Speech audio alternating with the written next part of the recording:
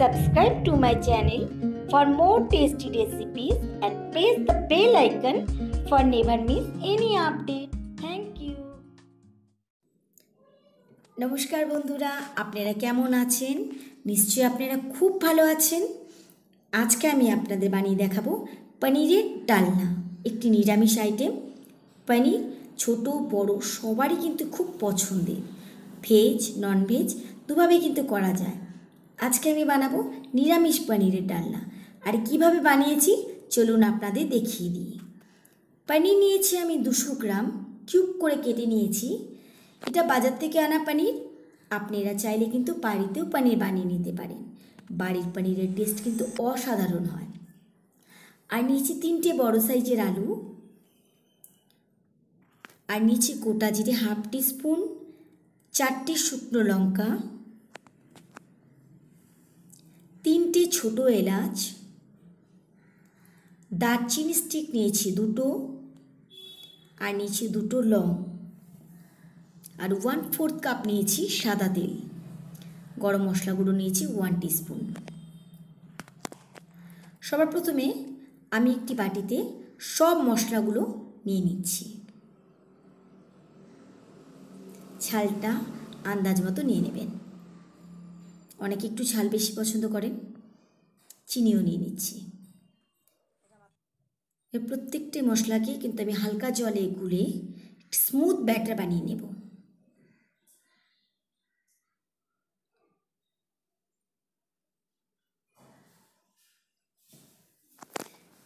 এবার সবার প্রথমে আমি গ্যাস ওভেনে একটি ফ্রাই প্যান বসিয়েছি। ফ্রাই প্যান একটু গরম হয়ে গেলে আমি একটু তেল দিয়ে দিচ্ছি। পনিরগুলো হালকা করে ভেজে নেব।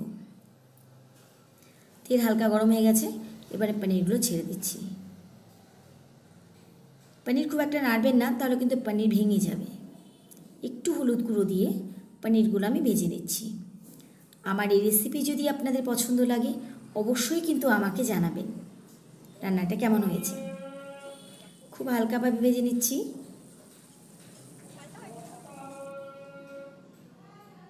আমি পনিরগুলো তুলে নিচ্ছি।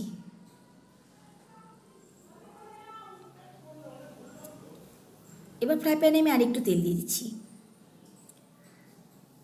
তেল একটু গরম হয়ে গেলে আমি শুকনো লঙ্কা, এলাচ, দারচিনি, লং আর গোটা জিরে দিয়ে ফোড়ন দিচ্ছি। একটু হালকা ভাজা হয়ে গেলে হালকা গন্ধ বেরোবে সুন্দর। এবার আমি আলুগুলো দিয়ে দেব। আলুগুলো ছেড়ে দিচ্ছি।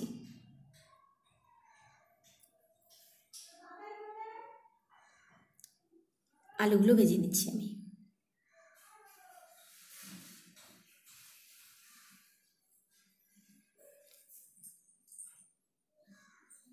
আমি নুন দিয়ে দিচ্ছি। নুনটা আন্দাজ মতো দেবেন। নুন আর ঝাল কিন্তু নিজেদের আন্দাজ মতো দেবেন।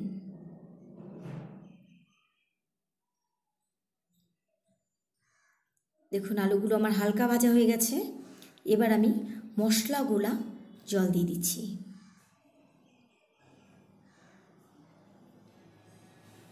আপনারা চাইলে কিন্তু বাটা মশলা দিয়েও করতে পারেন। বাটা মশলা দিয়ে খেতে কিন্তু অসাধারণ হয়। খুব ভালোভাবে মশলা দিয়ে আলুগুলো কষিয়ে নিতে হবে।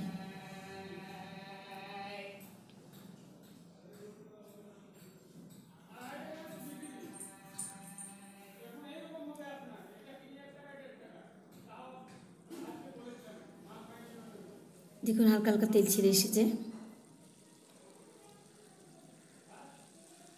এবার আমি জল দিয়ে দিচ্ছি। জলটাও কিন্তু নিজেদের আন্দাজ মতো দেবেন। অনেকে একটু ঝোল ঝোল পছন্দ করে, আর অনেকে কিন্তু গ্রেভি খেতে পছন্দ করে।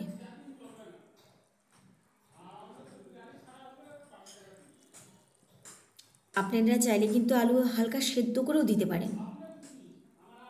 এবার আমি ঢাকা দিয়ে দিচ্ছি।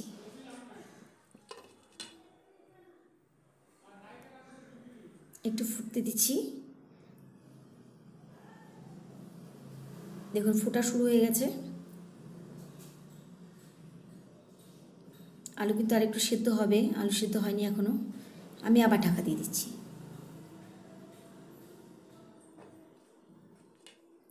2 থেকে 3 মিনিট পর আমি ঢাকা তুলে দেখুন জল অনেকটা টেনে এসেছে।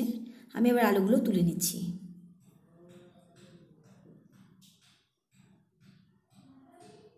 আলুগুলো তুলে আমি কিন্তু স্ম্যাশ করে নেব, তাহলে কিন্তু ঝোল অনেকটা টেনে গ্রেভি হয়ে যাবে।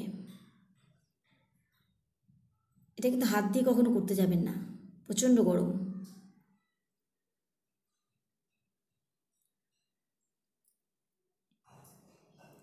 আমি আলুগুলো দিয়ে দিচ্ছি।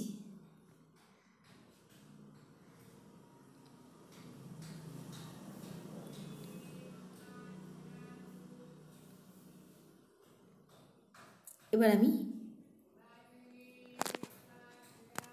দেখুন অনেকটাই জল টেনে এসেছে। এবার আমি গরম মশলা দিয়ে দিচ্ছি। গরম মশলা গুঁড়ো দিয়ে একটু মাখিয়ে আমি কিন্তু পনিরগুলো ছেড়ে দেব। জল কিন্তু অনেকটা টেনে এসেছে আমাদের।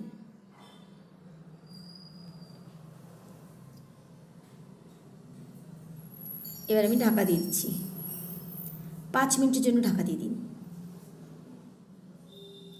দেখুন জল টেনে এসেছে। এবার আমি ঘি দিয়ে দিচ্ছি।